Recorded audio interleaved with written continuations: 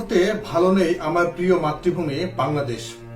কারণ রাতের আধারে হঠাৎ করে ডম্বুর গেট খুলে দেয় ভারত, আর যার কারণে এই মুহূর্তে ফেনী, নোয়াখালী, কুমিল্লা বা পরশুরামে ইতিহাসের সবচাইতে ভয়ঙ্কর বন্যার সৃষ্টি হয়েছে।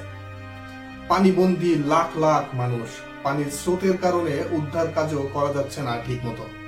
মৃত লাশ ভেসে আসছে, গবাদি পশুও পানির স্রোতে ভেসে যাচ্ছে। এইটা যে প্রাকৃতিক বন্যা না, সবাই সেটা জানে, আর এইটা যে রাজনৈতিক বন্যা সেটা বলার অপেক্ষা রাখে না। মাওলানা আব্দুল হামিদ খান ভাসানী, জাতির শ্রেষ্ঠ সন্তান, তিনি বলেছিলেন, যে প্রজন্ম বুঝতে পারবে ভারত বাংলাদেশের শত্রু, তারাই জাতির শ্রেষ্ঠ সন্তান। অনেক দেরিতে হলেও বাঙালি জাতি বুঝতে পেরেছে কেন তিনি এই কথা বলেছিলেন। তাই এই ভয়ঙ্কর বন্যার কারণে মানুষ দাবি তুলেছে নিজেদের দিকে বাঁধ তৈরি করার। এমনকি বাঁধ তৈরি করলে মানুষ বিনা পারিশ্রমিকে কাজ করবে। প্রশ্ন হচ্ছে, বাংলাদেশ চাইলেই কি বাঁধ তৈরি করতে পারবে নদীতে? আমার জায়গায় আমি বট গাছ লাগাবো নাকি কি করব সেটা আমার ইচ্ছা, আমার। আসলেই তাই, আপনি চাইলেই লাগাতে পারেন, কিন্তু বট গাছটা কোথায় লাগাচ্ছেন সেটা হলো আসল প্রশ্ন। আর বট গাছ লাগালে আপনার আদৌ লাভ হবে কিনা জাতির স্বার্থে। কথায় ফিরে আসি, বাঁধ আপনি তৈরি করতে পারেন, আপনার সাইডে কোনো প্রবলেম নাই, কিন্তু বিষয়টা হচ্ছে বাঁধ তৈরি করে পরে আবার পানির জন্য হাহাকার করা লাগবে না তো? ঠিক তাই, পরে পানির জন্য হাহাকার করা লাগবে। কারণ ভৌগোলিক কারণে ভারত উজানের দেশ আর আমরা ভাটি অঞ্চল। বাংলাদেশ আর ভারতের মধ্যে প্রায় 54টা নদী আছে, আর বেশিরভাগ নদীগুলোর পানির উৎস বা উৎপত্তি স্থল হলো ভারত।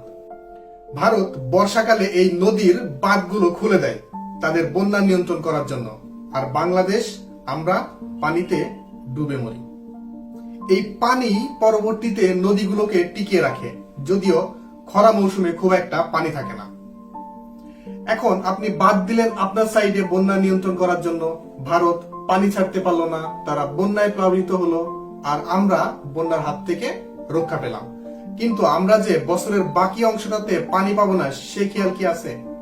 এর ফলে যতগুলো নদ নদী আছে সব শুকিয়ে যাবে, নদীতে পলি জমবে, এক কথায় নদী তার নাব্যতা হারাবে। নদীকে কেন্দ্র করে যে জনপদ আছে তারা হুমকির মুখে পড়বে।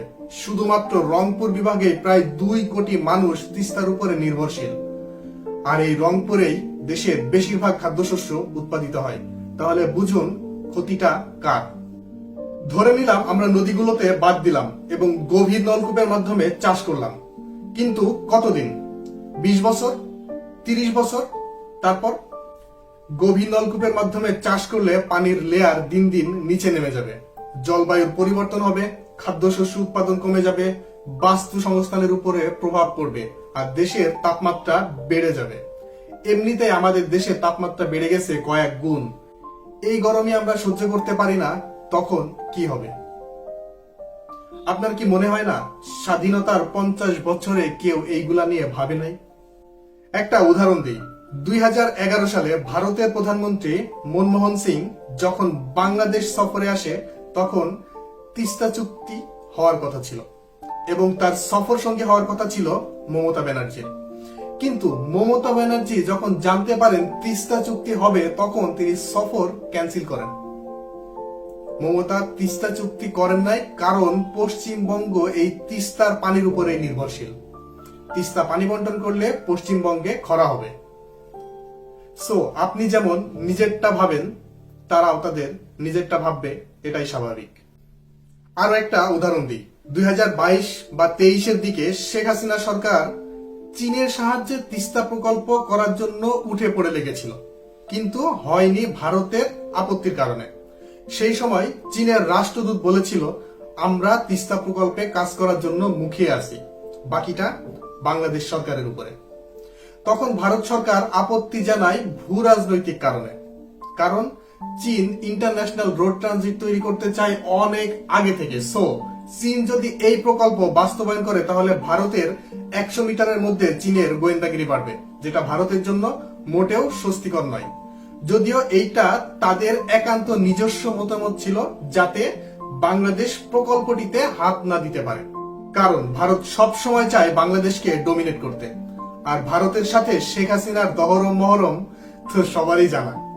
অর্থাৎ বিগত 50 বছরে কেউ না কেউ এইগুলা নিয়ে চিন্তা করেছে, কিন্তু লাভের লাভ কিছুই হয়নি।